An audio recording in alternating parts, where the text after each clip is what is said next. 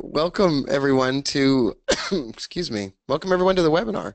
I want to share with you a couple of things as we get started. Wes, we gonna be ready to do some back testing today? Oh yeah. Yeah, you know it, man. That is supremely awesome. Welcome to the webinar. If this is your first time, we want to say special thank you for joining us. And we want to remind you, you can go to youtube.com/Rob Booker.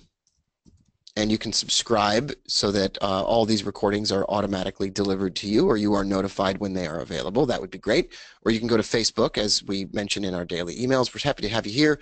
Thank you so much for joining us. These webinars are short, and we'll get right to the point. And I want to share with you a little insight into a trading robot that we call, and that many of you know and love, as the Finch. Now, you can get more information about the robots at robbooker.com, or you can simply, I guess we could put a link up there on the homepage of robbooker.com at the end of this webinar today. And so at the top of the page, you'll see a little link for robots or something like that. Okay, the Finch robot is a creation of ours from about 3 years ago. And what it looks for is an indicator called Knoxville divergence. If you're not familiar with any of these terms, stick with us. We'll be here for a long time, and hopefully you will be too. This is a Knoxville divergence line, and it is an early warning sign, not a guarantee, but a suggestion that price is about to reverse. And in this case, that's exactly what price did. It made a small reversal after printing the Knoxville divergence indicator. Now, Knoxville divergence is a line that appears above your candles or below your candles on your chart when price is going up, but the momentum indicator is going down, or price is going down and the momentum indicator is going up. I don't have an example of that on my, well, I do right here. In this example here, the momentum indicator would have been moving up while price was moving down. There are a few more additional ingredients into Knoxville divergence, but they're not necessarily the point of our webinar today. In fact, our special guest on the webinar today is my associate and longtime robot creation partner, Wes Walton. Hello, Wes. Hello. Now, we've been testing since my trip to Spain a new version of the robot. Now, we've been calling this robot a lot of things, but we generally lovingly refer to it as the Mike Finch. And the reason we do this is that a friend of ours named Mike took the Finch robot and added a little extra cool thing to the robot. Let me show you what he added to the robot by deleting an indicator from my screen and then inserting an indicator back on my screen. Mike played around with the Finch robot and said, well, why don't we maybe change things around a little bit and add the ADX indicator to the robot, and maybe only take the Finch trades when the ADX is below a certain level and not take trades when the ADX is above a certain level. Now, the ADX measures the strength of a trend, sort of like momentum, as Wes mentioned to me yesterday.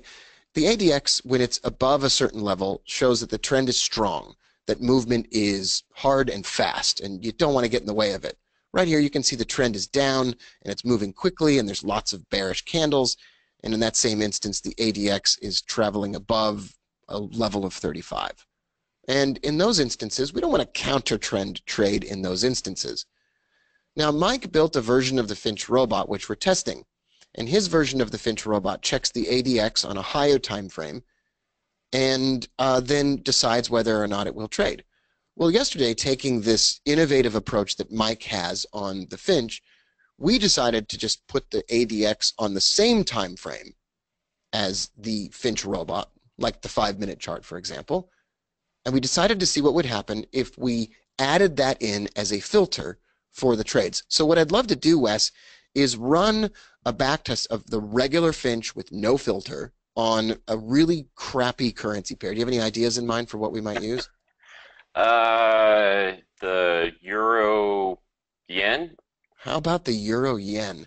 The Euro Yen is a trending financial instrument, and the Euro Yen doesn't tend to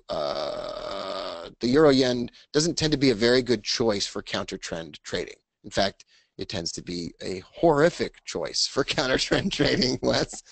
And so what we're going to do is we're going to switch over to Wes's charts, and we're going to show you how we run a back test. And we're kind of going to go from start to finish and show you some of the basic elements of running a back test And we're going to use the Finch robot as an example, and we're going to show you what it means to maybe compare and contrast two different types of trading systems using the same financial instrument on the same time frame chart over the same date range and only changing based on the filter. So once again, I'm happy to have you all here today.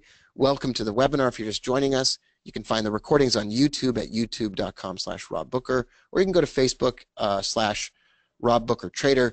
We're always happy to have you here, and we're talking about the robots today. I'm in the process right now, Wes, as you do that, of making sure a link to the robots is on the home page of robbooker.com, and you can take over while I'm doing that. Okay. Yeah, I actually already took over. So I guess that works out pretty well. I think there is a link to the robots on the homepage, by the way. All right, it's right there. I can see it now. All right, it'll all be ready for you all right there. Sweet. All right, so I got the Euro Yen, and I did January 1st, 2012, all the way through, well, May 23rd, 2017, because that was just the date that was already in there. Make that June 20th. Okay. Okay. Anything you want to do to the properties of the Finch robot, Rob? I'll just quickly walk through each of these properties for those of you that want more detail on this. We'll meet every day, and we'll keep you informed on things. And there's a frequently asked questions link at the top of the page on robbooker.com, and I'll send you a link to that right now if you look in the chat box of the webinar while you're going. All right. On Wes's screen is the settings box for the Finch robot version 2.4, which is the latest version. The magic number helps the trading platform distinguish between trades that you take and trades that the robot takes. Candles back refers to how long of a Knoxville divergence line we're willing to see, shorter the better in general. Slippage refers to the fact that we don't want to trade if the market is moving so quickly that we can't get in at a price within 5 pips of the one we wanted. The max spread is 5 pips. That means we don't want to trade if the market is super volatile and the spread on the currency pair is super wide. First trade lot is something very simple and small, like 1 micro lot, and the second trade size is 3 times larger. This refers to the 2 trades that Finch can take. The Finch can take up to 2 trades in the same direction.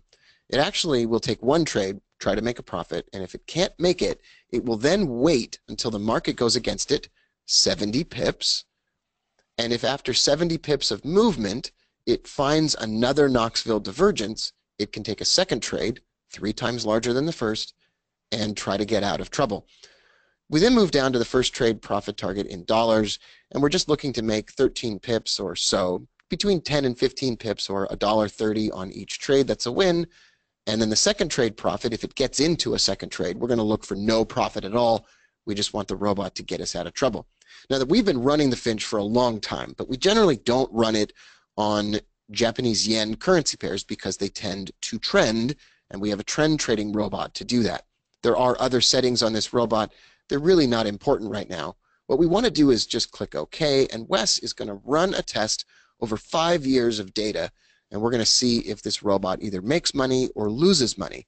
I would expect it to lose money because we don't run this robot on the yen pairs because they are trend pairs, and they tend to do poorly on a counter-trend system. We run it on other currency pairs for which it does much better, and I'm very excited to see the comparison. I don't really care, Wes, if it does make money. That just shows that it's awesome.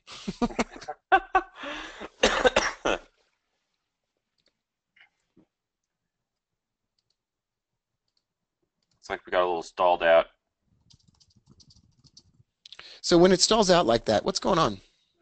It means that it got into a couple of trades in one direction, and the market is not moving in that direction.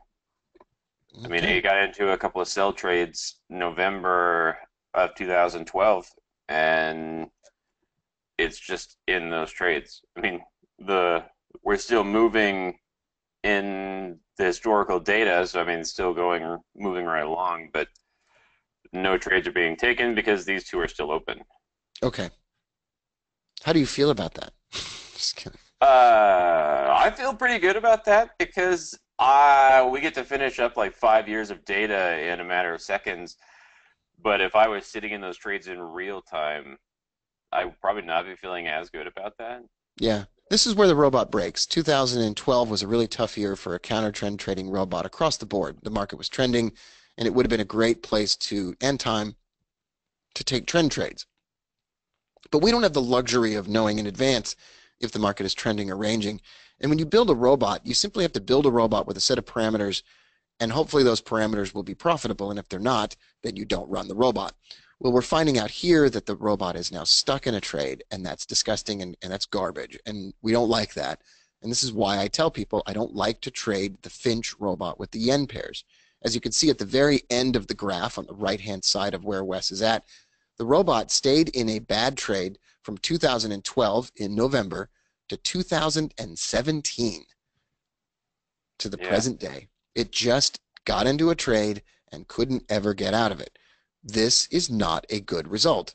We would have to manually exit this trade, use a stop loss, trade our way out of trouble, or avoid trading the yen entirely across the board. Anything else you would add, Wes? No, I think that's pretty good summation of that pair. Now, the other option that someone has is exactly what we've been up to. We have a worldwide happy family of traders, and we help each other improve on the robots. And one of the members of our family is a certifiable genius and awesome, and that's Wes. Also, it's Mike in Spain who came up with a filter. So what we did yesterday, Wes and I had a conversation about adding this filter into the robot. And we decided to do a little bit differently than what Mike did, but we decided to build it, and we thought, wouldn't it be cool if we tested this together? So that's what we're going to do. We're going to test it. So thank you to Wes for creating this yesterday on the fly, and thank you to Mike for the work that you've done, and thanks to everybody for joining us here today to watch us do this. This is pretty cool. Yeah. Hopefully we can make complete idiots of ourselves, because that's the best kind of webinar. All right, that's great. If we lose money, then we just do it on a practice. All of the settings in this robot are going to be similar, except for one thing. The ADX is included in the settings. Now there's an ADX period and an ADX limit. ADX period refers to the number of bars that are included in calculating the ADX, at least I believe that's the case. And the ADX limit is the bar at the bottom of the screen above which we won't trade and below which we will trade. Remember, ADX doesn't identify the direction of a trend. It identifies the strength of a trend. And a counter-trend trading system wants there to be a low-strength market, not trending, simply going back and forth. Now, Wes, you used an ADX period of 6, and you were pretty happy with that in your initial experimentation? Yeah. I just chose the ADX period that was defaulted in Mike's robot, and okay, great. Yeah, I mean these are the very first settings I even tried. So it's all right. So everything else is the same. The profit target's the same. The number of trades that it can take is the same. We simply now want to compare the results between these two robots and see if we can somehow maybe justify trading the Japanese yen. All right.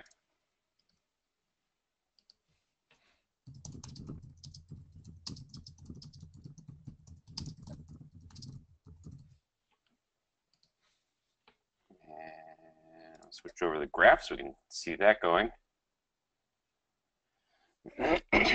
As you're watching the graphs, for all of you that have questions about the terminology that we're using, like robots and Finch and whatever else, you can go to robbooker.com/FAQ, or at the top of robbooker.com, click on the link that says FAQ, and you'll be good to go. You get lots of terminology help and whatever else. Hey, we made it out of that stuck period. Yeah. Wow. All right, we're deep in the 2013s, which the other robot never saw the light of day. Yeah, we're actually we're in the 2017s now. That's awesome.